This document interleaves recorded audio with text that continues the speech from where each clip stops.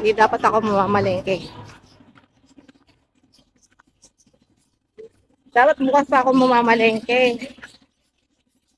Ang problema kasi si mama, nasa bayan daw. Magkita daw kami sa bayan. Para mamamalengke na rin lang daw ako. Hindi niya alam, bukas pa pala ako mamamalengke. Ay, biruin mo. Di pa ako nakaligo niyan ha. Kakamadali ko. Ito, lakad takbo na nga ginagawa ko eh. Lakad takbo kasi si mama, ang hirap pa usap sa phone.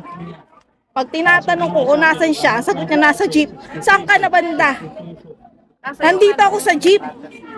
Tapos tatanungin ko na naman siya, saan ka nga banda? Yung jeep na sinasakyan mo. Pauwi na ako. O, di ba? Ang galing. Hinihingal ako. Kasi mamadali ako, baka si mama na dyan eh. Ayan. Diba yan? Hindi ako nakapaganda. Mamaya may makakita sa akin dito, sabihin losyang na ako. Charot. Ayan na pala. Si mama. Pasok muna tayo sa mall kasi alamig sa labas. Ayan, dito muna tayo. Kahit pa paano malamig na tayo kahit konti.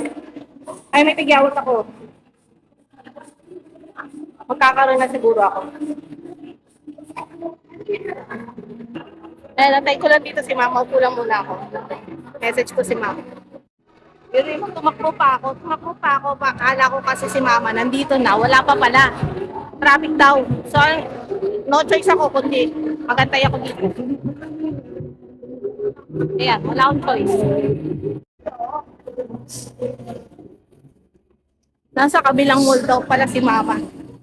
So, pupunta ako ng mall. Ang hirap nagkakausap si mama talaga.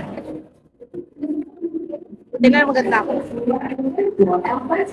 For even more great finds.